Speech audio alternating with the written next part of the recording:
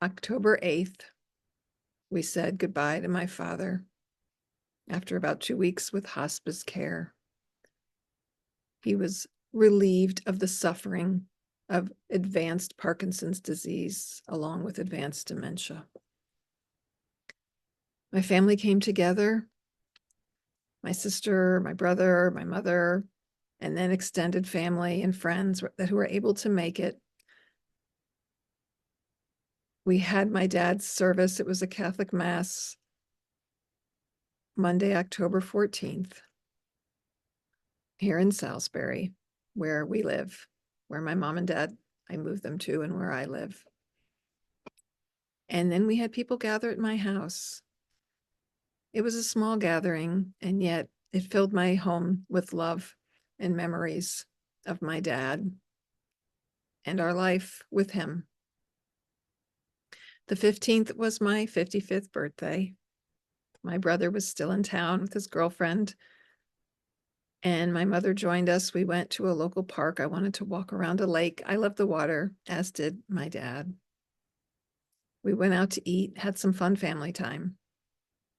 On the 16th of October, my sister came back down, and along with my brother, my mom, and my brother's girlfriend, we drove my dad's ashes from Salisbury down to South Charlotte for the columbarium, which my parents had picked out together. It's like a mausoleum. It's a place outside that's a sealed area for ashes. And the fact that they had picked it out together, and she shared stories of how he picked out the spot because you could see the fountain. It's kind of a large pond with the fountain nearby. We had a nice time together, a nice goodbye to my dad. My sister played eagle sounds on her phone. My father loved birds and eagles, and with his golfing, he once got a double eagle. And shortly after, we heard a live hawk up in the sky. The three of us went chasing up the hill to try to find it. We joked about putting donuts in with his ashes because my dad loves sweets.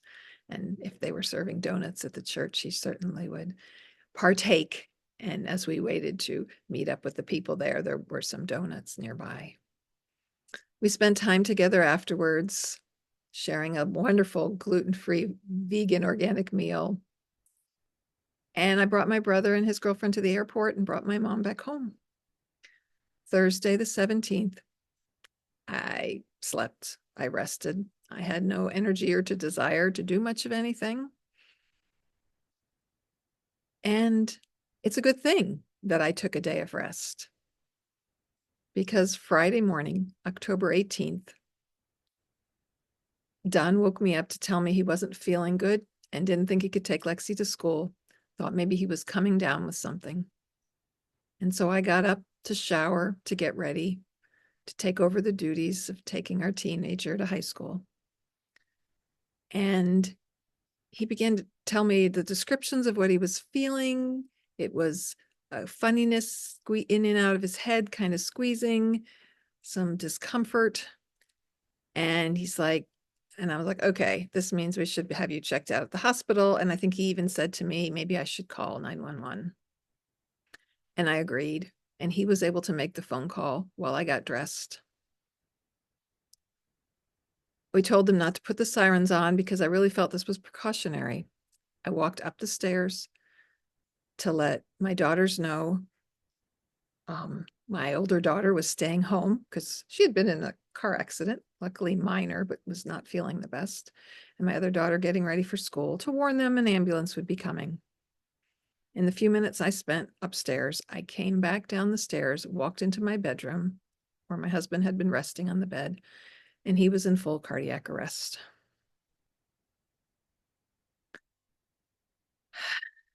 I was frantic. I'm going to tap as I talk about this.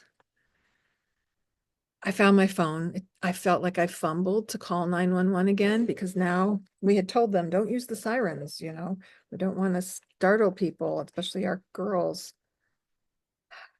I called them frantically, and a woman said to me, you need to get him on the floor. You need to get him on a hard surface.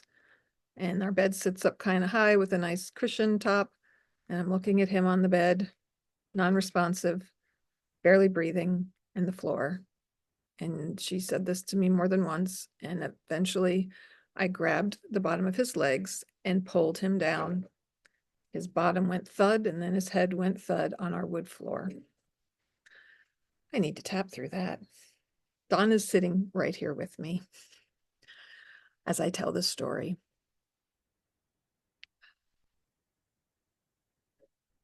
And I started compressions.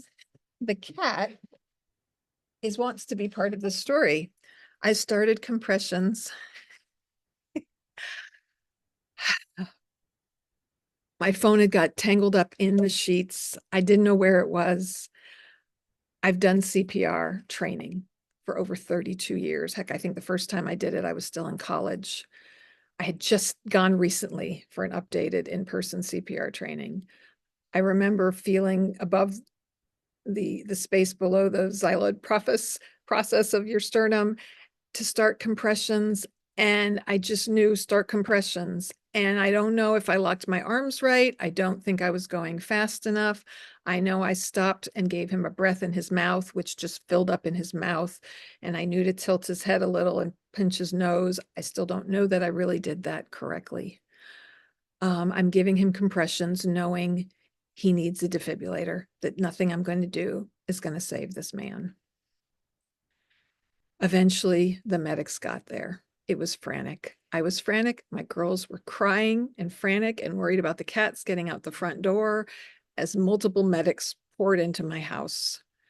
And I stopped CPR when they walked in. In retrospect, you're not supposed to do that. You're supposed to continue it.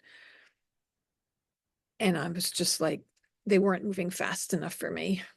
I knew he needed the defibrillator. I wanted them to get in there really quickly, and it just didn't feel like they were jumping too quick enough. And I stepped out with the girls. I didn't really think my husband was going to make it. I'm listening to them. There's no pulse. I'm hearing these things. And then they finally, I heard them say, he's responding to us. They had gotten a pulse back. They had gotten his heart back in rhythm. And they told me he was responding to them, which was a huge relief. And yet the reality is I didn't know where this was going. And now I had to scramble to figure out the next step. Girls had to call my son, and Lexi kept trying to call.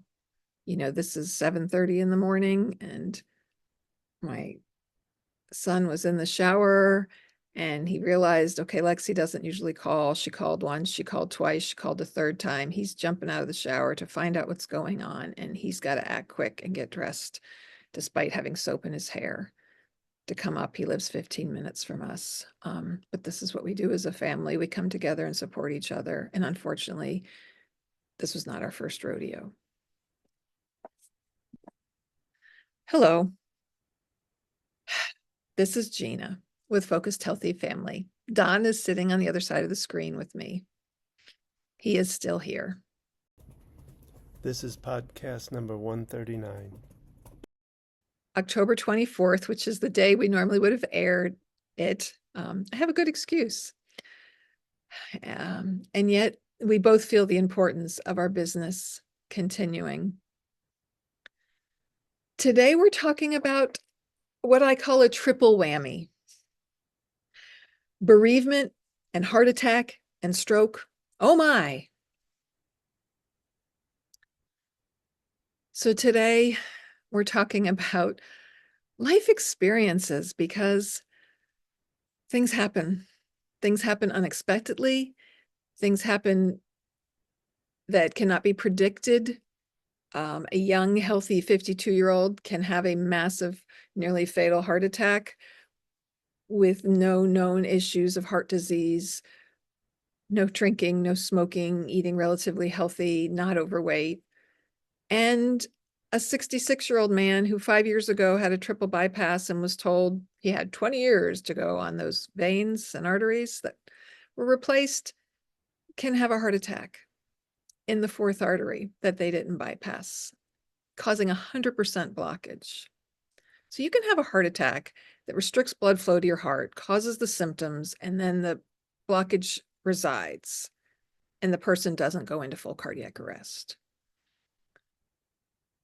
My husband's heart attacks involved full cardiac arrest both times. The only time there wasn't a heart attack was when he had the bypass. That was more preventative. And yet it's still a triple whammy going through this experience. The first time I had a 2-year-old, we had a 2-year-old, a 9-year-old, and a 13-year-old. And our 13-year-old son quickly became a man and stepped up caring for his family. And this time we have a 15-year-old in high school, a 22-year-old living at home but working full time, and our 26-year-old son who lives 15 minutes away in his own home. There are so many things I am grateful for in this moment as I think about this. Just months ago, I had moved both my parents to live very close to me, to move my dad into memory care assisted living because it was very taxing on my mother. His care had gotten to be extensive and it was wearing on her, and moved her to independent living where she lives in a continuous care community where if she needs extra help, it's there. And yet she has freedom and independence, people around her that she lives with in an apartment of her own space with meals provided for her, less responsibility, but support, exercise classes, things she needs right there on campus, a mile from my house. We say goodbye to my father, literally wrap things up, have a day of rest, and my husband's heart fails him. His arteries failed him. He has heart disease due in part to mostly genetic factors and likely stress. He's not overweight. He's never been overweight. He's never smoked. He almost never has drank since his first heart attack, but even then, it was very rare. Sure, when he was younger, he enjoyed some alcohol and maybe some other things, very minor things. We'd been eating healthy. We were vegetarians for a while. Not that that's going to prevent heart disease. I have to throw this out there. You need to do some research if you're concerned about heart disease, if you're buying into the belief that fats cause cholesterol problems. Good saturated fat is good for us. Refined oils, refined sugars, refined flours, refined foods are what causes the problem. There's a cardiologist retired who speaks about this, and there's other information, and we can discuss that in another podcast. I just want to wake people up to these facts. Things like canola oil, soybean oil, polyunsaturated oils. Don't use margarine. Those things are not good for us. Saturated fat does not cause the problem. And so his heart failed him. And thanks to modern medicine, things like quick response, we live in the city limits. We live pretty close to a fire station. My daughter said the ambulance actually showed up first. A lot of times it's a fire truck who comes. I know when we lived in Mecklenburg County, the Minto Fire Station, I was told all their firefighters were also medics, which is very handy. He needed that defibrillator. He needed it fast to minimize the damage going on in his heart and his brain. When your heart is not pumping, your blood is not getting oxygen to your brain doesn't get oxygen and blood, it starts to die. And sometimes that damage is irreversible. I know this. I've worked in stroke and brain injury rehab. That was where I started my career as an occupational therapist in acute care hospital rehabilitation facility in 1992, when if you had anything like this, you went to the acute rehab hospital from your hospital stay. I worked with a young man, probably in his 40s, maybe early 50s, who had a heart attack, and he came there for his rehab, even though he was walking and moving. Sure, now they have cardiac rehabs and that are really specific to that, which is something my husband did after the first heart attack and very well might do again. So the rest of the story, they get him to the hospital.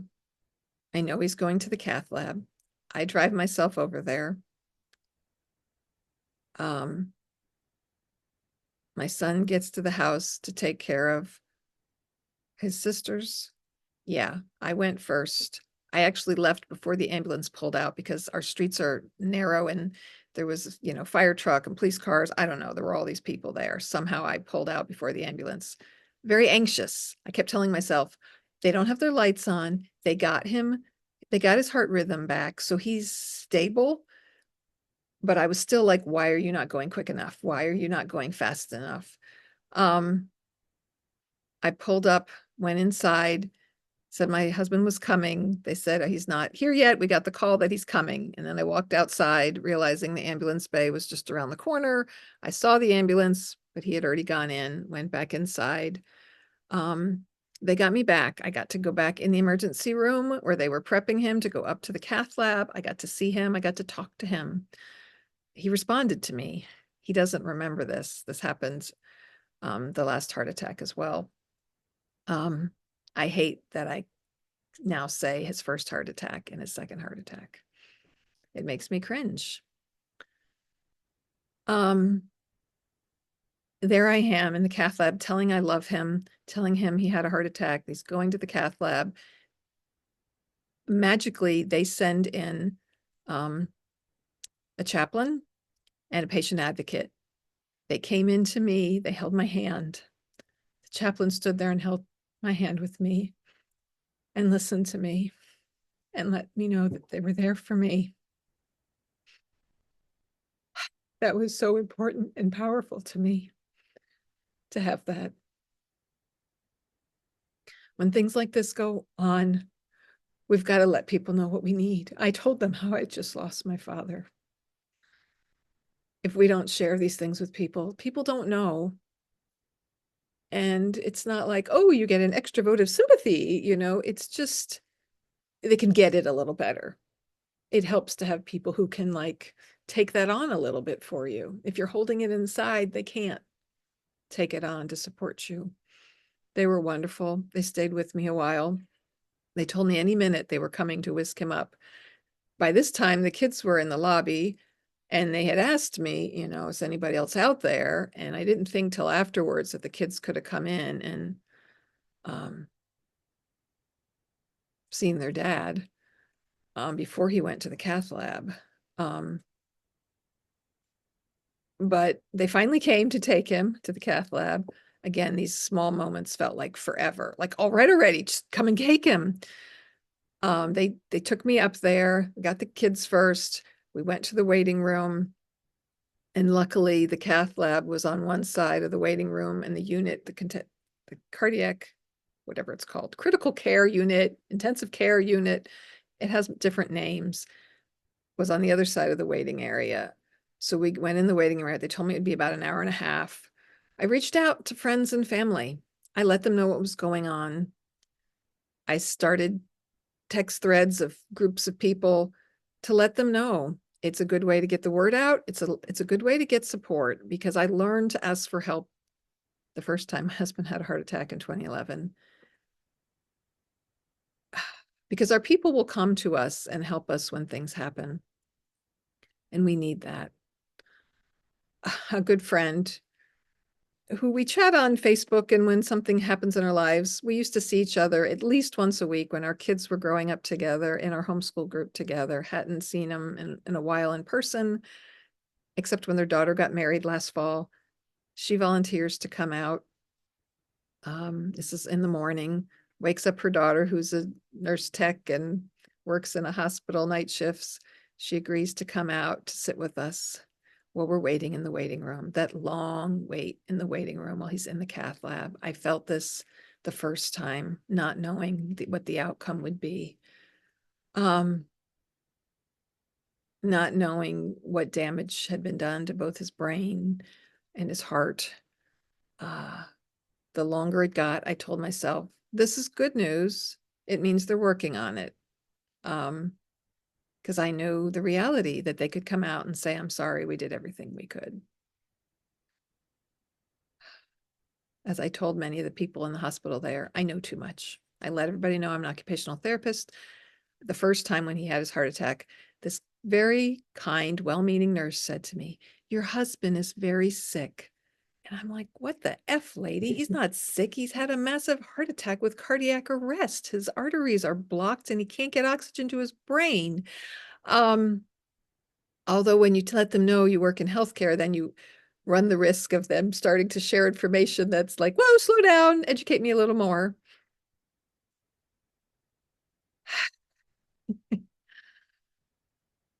That long wait. And finally, they wheeled him. He got to wheel past us, and the kids got to see him. We got to come out and say hello. So they take you back to the intensive care unit when something like this happens, and they have to get you ready and set up before they let you back. At this hospital, it's a smaller hospital. They have one unit for intensive care that I'm aware of. You have a stroke, you have a heart attack, whatever, you're on a ventilator, you need that intensive care. This is the unit you're on. So he goes back there. We're letting family know. We're eager to go back and see him. Finally, he's ready. I don't know how long it takes. I go back first. They tell us we can go back 2 at a time. We take turns going back. He's making jokes. This is a sign that Don's doing well. This happened after the first heart attack. He's joking around with the staff. He made it. The doctor came out to show me on his phone. I love technology. This didn't happen in 2011. In 2011, the doctor drew a picture for us on paper. Showed me they go up, they go up through a artery in your leg to your heart with the camera to see what's going on in there. He has a picture of before they do the stent placement and after. He shows me the blockage and how there's, it's 100% blocked. And then he shows me where they put the 2 stents in to open it up. And then you see the blood flow going to the heart again. So I see that helps to know. And then I get to see him. And yet I know we're also still in recovery for 24 hours. His heart still is going into ventricular tachycardia every once in a while and then resolving itself. They have him on continuous monitors. He's got an IV on. He is alert. He is breathing. He's conscious. And I'm constantly reminded of that because a lot of the people on the unit are on a respirator or a CPAP breathing machine or something, and my husband's not. He has to lay flat for 6 hours because of doing the catheterization. They have to allow that area to heal, and then they have to remove the tubing from his leg and hold pressure for like 20 minutes or more to get it to clot. And these are life-saving things. They do these treatments all the time, and yet if they don't put pressure on that, I mean, that's an artery. You can bleed out, right? These are all critical things going on here. And medicine is amazing and it's scary. Knowing things can happen, that he can get an infection, that things can turn around really fast. Every time I do an evaluation at the rehab places, I read the hospital discharge summary. I read the reports of things that happen, the complications that ensue, the people who go in with one thing and wind up there 10 days, 30 days, sometimes longer with different complications.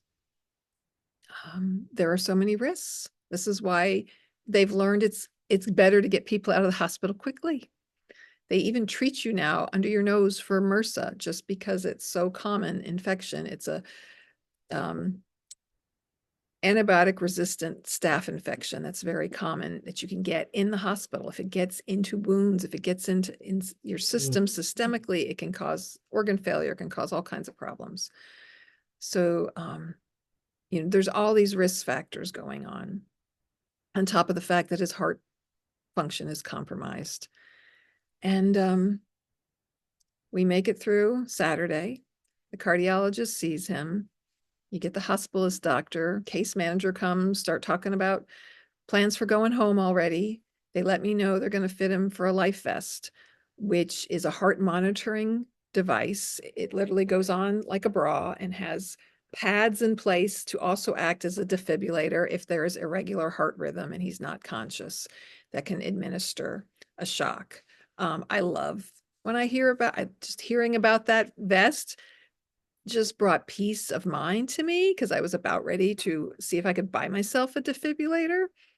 Um, and he gets to wear it for 3 months to monitor and see what's going on because they often don't know, did an irregular heart rhythm cause the heart attack, or did heart blockage, vessel blockage cause the irregular rhythm? And, they don't know. There can be electrical activity that causes the problem. It can be just clogging of the arteries.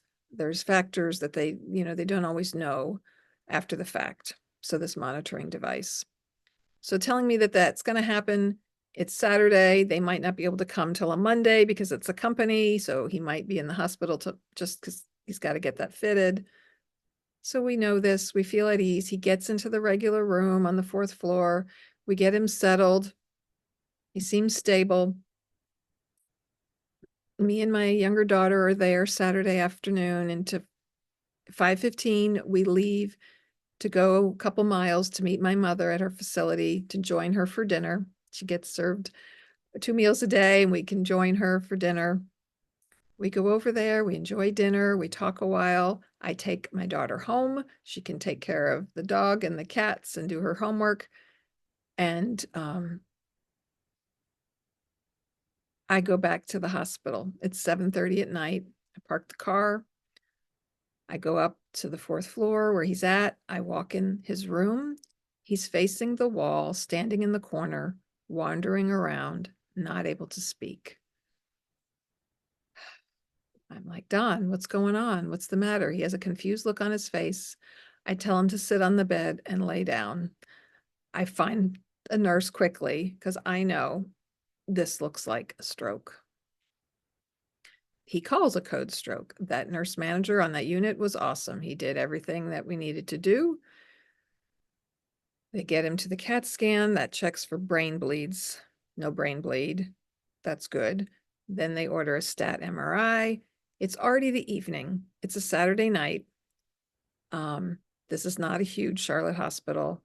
They don't know if the MRI tech is in the hospital or if they have to call someone in. They're not sure how quickly it can happen. Amazingly, it happens quickly.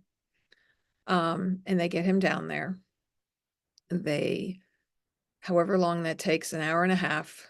When they bring him back, shortly after the doctor gives me the report, they let me take a picture of the words. Like, I don't want to get anybody in trouble, but he had ischemia, which is loss of function, like loss of in 3 areas of his brain. There are blockages. I get all the information because I know different areas of the brain cause different problems, and I'm researching and looking that up.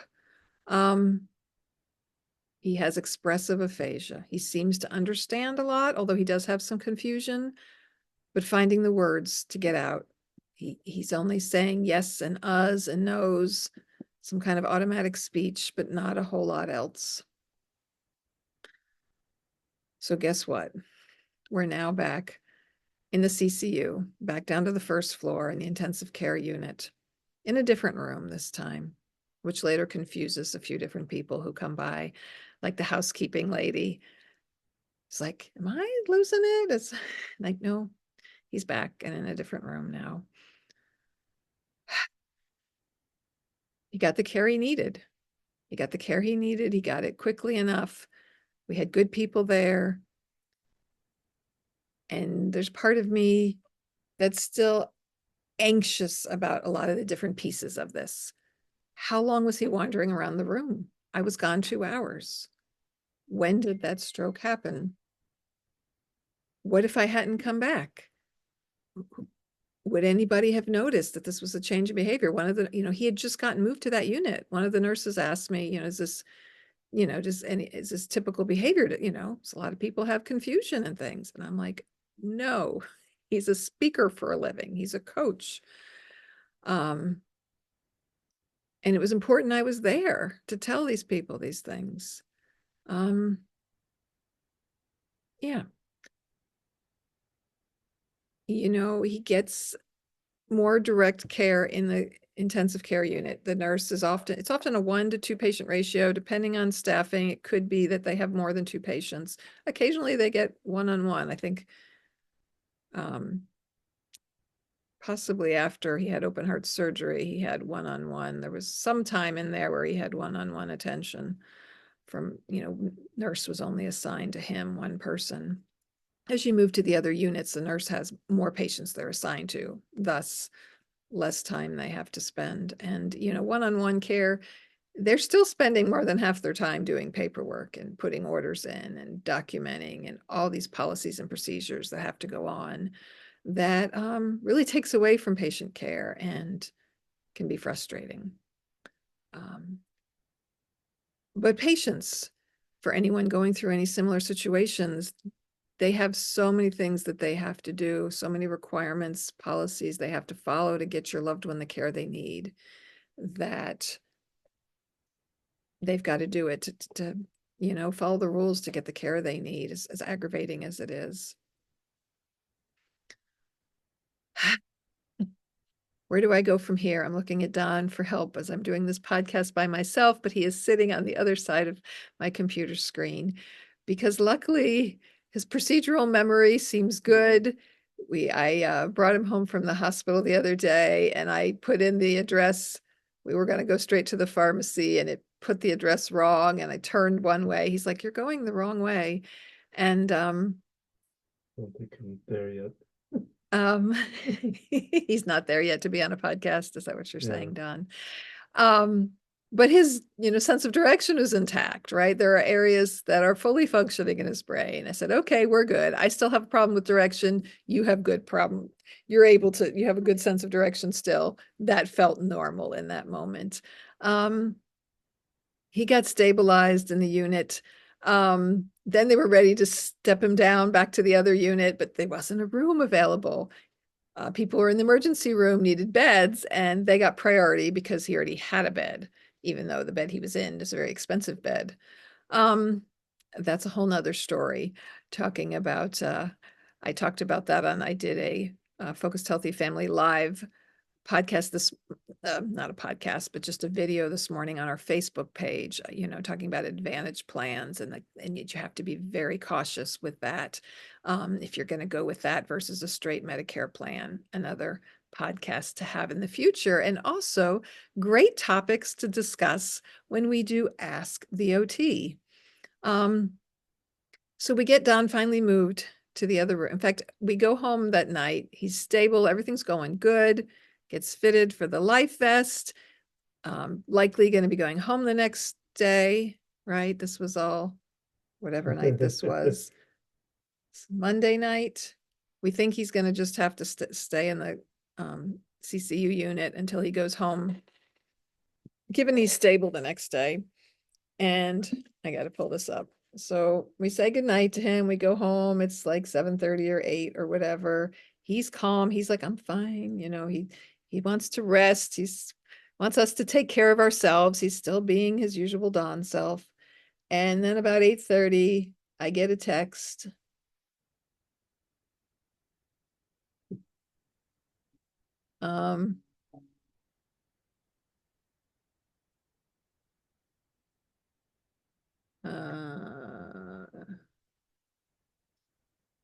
Wait a minute.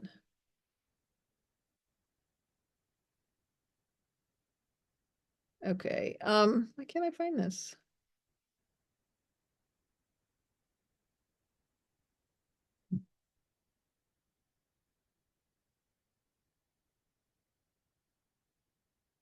Okay. Yeah, the first time Don texted me was Tuesday morning. I got a text, "Good morning." That was the first time he had texted since everything had gone down on Friday.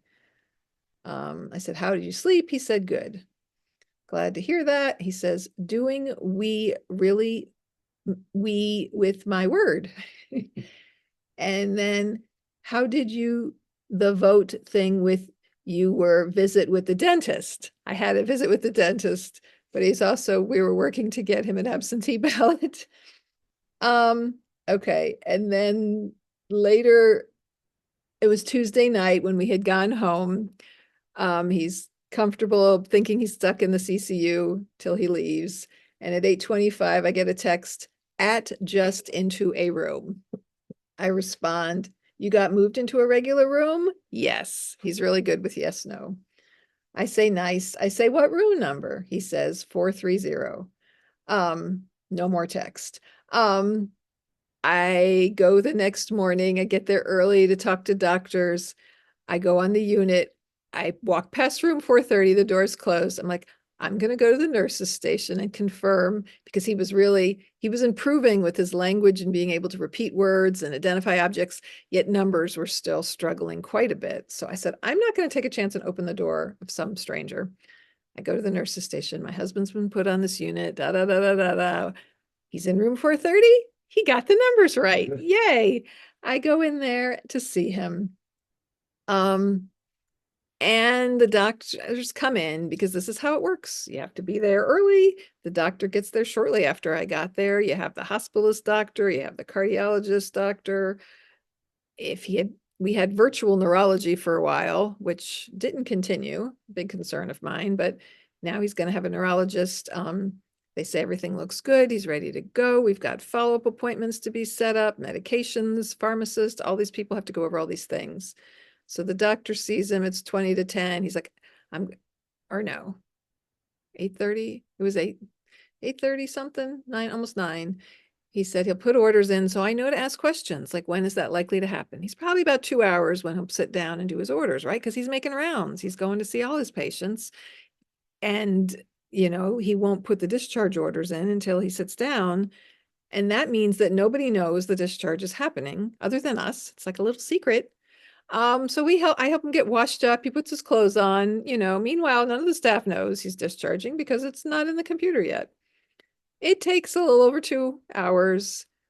You get one person coming in to do one thing, you get another person coming in to do something. I go back to the nurse's station remembering when my dad was here, the nurse hadn't been told. And ironically, this is the same nurse who saw my dad the day that he was discharged, the last time he had a stay in the hospital, at the same hospital. And I like this nurse. And she even recognized me a little bit. And we talked about that.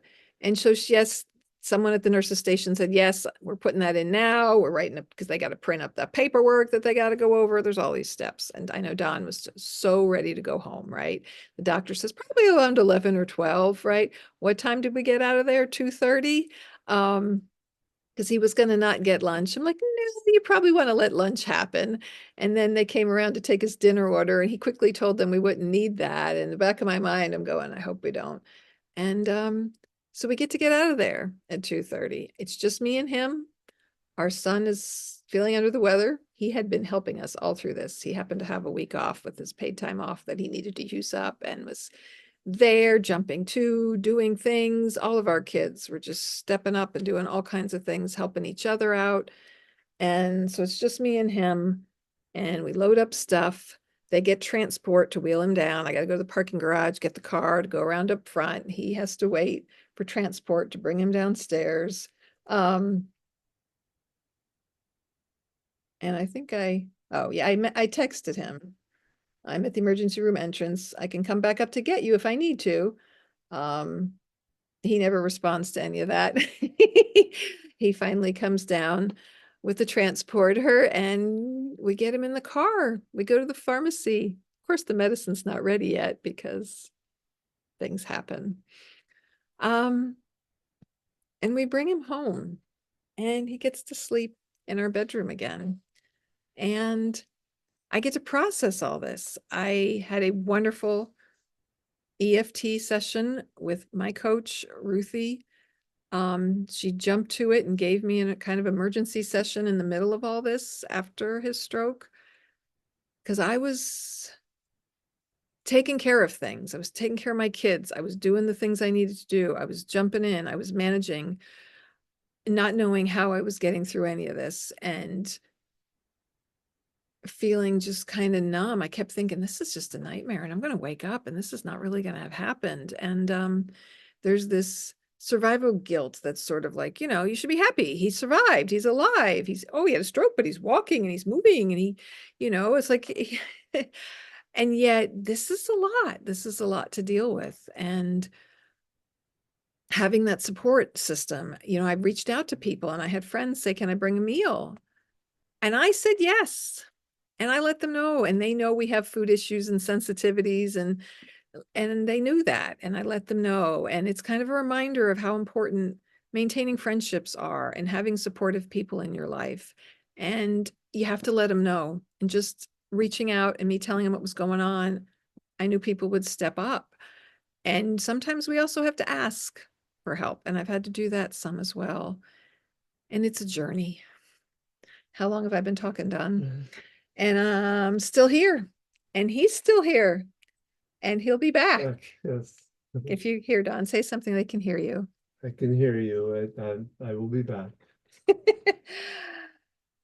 And so that's our podcast for today. Thank you for joining with my story of this journey.